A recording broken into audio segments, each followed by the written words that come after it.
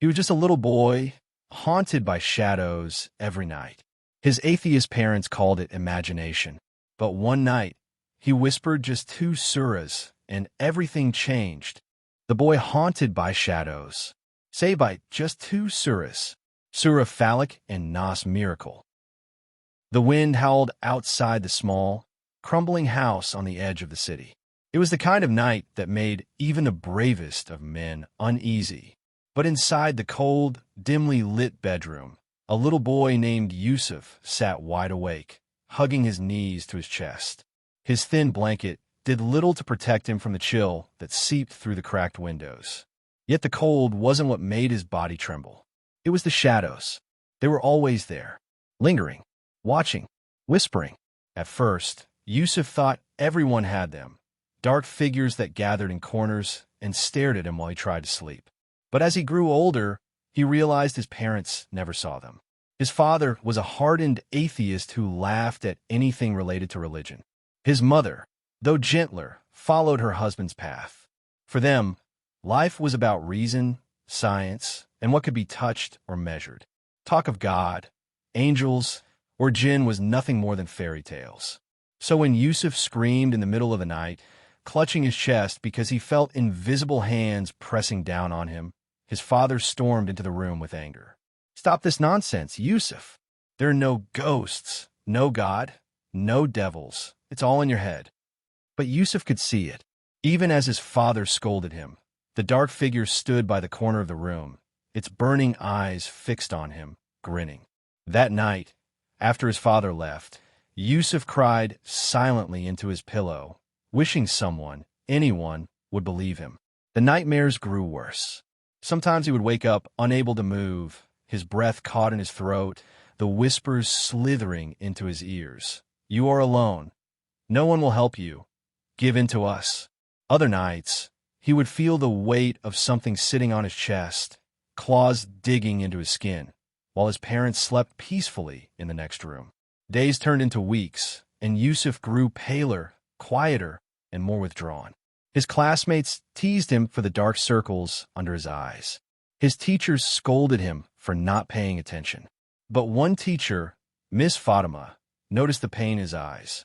She was a kind woman, known for her gentle smile and the scarf that framed her face. Unlike Yusuf's parents, she was a practicing Muslim, and her words often carried the calm of faith. One day, during lunch break, she found Yusuf sitting alone under the old oak tree in the schoolyard, staring at the ground. She sat beside him, her voice soft. "Yusuf, you haven't been yourself lately. Is something bothering you?" At first, Yusuf hesitated, but then the words poured out, trembling and broken. "They come at night. The shadows. They whisper to me. Sometimes I can't breathe. My parents don't believe me. They say I'm crazy." Miss Fatima's heart tightened. She knew what this was. It was not imagination. It was not madness. It was the whispering of shayateen, the unseen forces that preyed on fear. She placed a hand on his shoulder and whispered, "Yusuf, you are not crazy. What you see is real, and there is only one who can protect you from it, Allah." Yusuf's eyes widened. "Allah? But my parents, they don't believe in him." Her smile was gentle yet firm. "That doesn't matter. Whether they believe or not, Allah is real, and his protection is stronger than anything in this world. Tonight, before you sleep, whisper these words, Kul A'udu by Rabbil Falaq. Kul A'udu by Rabbin Nas. These are from the Quran. Repeat them, and you will see." Yusuf nodded, though fear still gripped his heart. But that night, as the storm rattled the windows and the shadows crept closer, he remembered her words.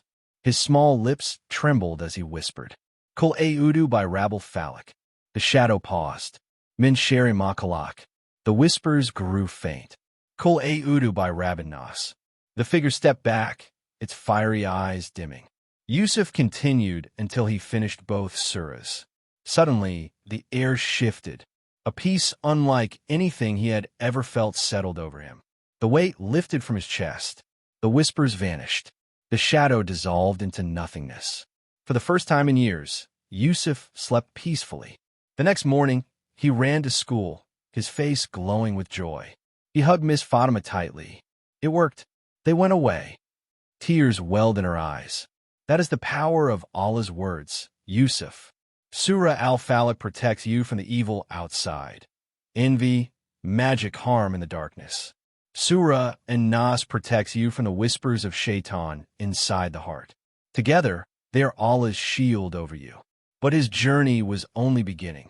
When his parents discovered he was reciting verses from the Quran, their reaction was harsh. His father's face twisted with rage. "I told you, no God, no Quran in this house. Do you hear me?" he roared, slapping the small booklet of Quran Yusuf had borrowed from Miss Fatima out of his hands. His mother tried to calm him, but the damage was done. That night, Yusuf cried silently, afraid his father would forbid him from ever reciting again. But as the night deepened, the house itself seemed to rebel. The lights flickered violently. The wind howled louder. Strange knocks echoed in the hallways, though no one was there. His father woke with scratches on his arms. His mother felt something tugging her hair in the dark. Fear spread in their hearts. For the first time, the atheist parents questioned what they had denied all their lives. But Yusuf? He remained untouched. His sleep was deep and calm, guarded by the verses he whispered every night. The nights grew stranger. Yusuf's father, once loud and arrogant, began to tremble in silence. He could no longer explain away the deep claw marks on his arms, the shattering dishes, or the whispers that followed him even in daylight.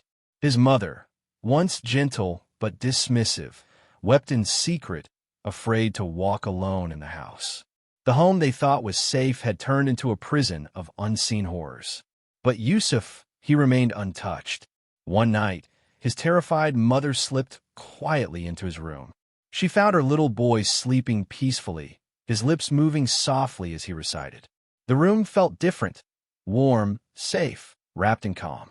She sat beside him, tears rolling down her cheeks. "Yusuf," she whispered. He stirred, rubbing his eyes. "Mama." She swallowed hard. Why do you sleep so peacefully while we suffer?" His innocent eyes blinked. "Because Allah protects me, Mama. I read Surah Al-Falaq and Surah An-Naas before sleeping. Teacher Fatima taught me."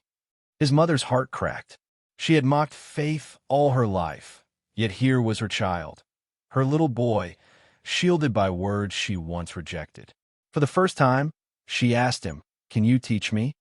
And so, with his small, trembling voice, Yusuf recited slowly. His mother repeated after him. As the words left her lips, she felt a weight lift from her chest, the suffocating fear melting away. The whispers in the walls faded, and for the first time in weeks, she slept soundly beside her son. But his father was not so easily moved. That same night, as the storm raged outside, his father sat in the living room with a glass in hand, muttering to himself. He mocked the very idea of protection through mere words. But then it began again. The whispers, the shadows, the choking. He fell to the floor, clutching his throat, eyes wide with terror as an invisible force pressed against his neck. His gasps echoed through the house. Yusuf and his mother rushed in, horrified. Without hesitation, Yusuf knelt beside him, placing his tiny hands on his father's chest. His voice shook, but his heart was firm. Kul A'udu by Rabbil Falaq. Min Sharri Ma Khalaq. The grip loosened. His father's eyes bulged as he coughed, gasping for air. But Yusuf didn't stop. He continued with strength that belied his age. Kul A'udu by Rabbin Nas. Malikin Nas. Ilahin Nas. Min Sharril Waswasil Khanas. The shadow screeched, a sound that rattled the walls, then dissolved into smoke, vanishing into the night. Silence fell. His father lay trembling on the floor, tears streaming down his face. For the first time, he could no longer deny what was real. His son, his small, fragile son, had saved him with words he once mocked. Shame and awe crashed over him like waves. He buried his face in his hands and sobbed. "Forgive me, Yusuf, forgive me." Yusuf hugged him tightly. "Not me, Baba. Ask Allah. He is the one who saves." From that night, the house changed. No more shadows. No more whispers. No more fear. The family that once denied God now found themselves weeping in sujud, learning to pray, holding the Quran with trembling hands. His father, once proud and mocking, would sit for hours beside Yusuf, repeating the verses over and over until his tongue stopped stumbling. His mother, once doubtful, now whispered the surahs into Yusuf's ears every night, her heart aching with gratitude. Yusuf, the little boy once haunted by unseen terrors, had become the means by which Allah guided his entire family. And so they lived, no longer prisoners of darkness, but people of light. Because when the world's evil presses against you from outside, Surah Al-Falaq is your shield. When the whispers of shaitan creep into your heart from within, Surah An-Naas is your protection. Together, they are Allah's fortress around every believer. And Yusuf's story is a reminder that no matter who you are, no matter where you come from, even if the world around you denies Allah, His words are always there, waiting to guard you, waiting to guide you. All you have to do is whisper them. Qul A'udhu by Rabbil Falaq. Qul A'udhu by Rabbin Nas. These two surahs, Al-Falaq and An-Nas, are Allah's shield from every evil outside and within. Recite them every night before you sleep and teach them to your children. Share this story and subscribe to Deen in Minute for more reminders that awaken hearts and protect souls.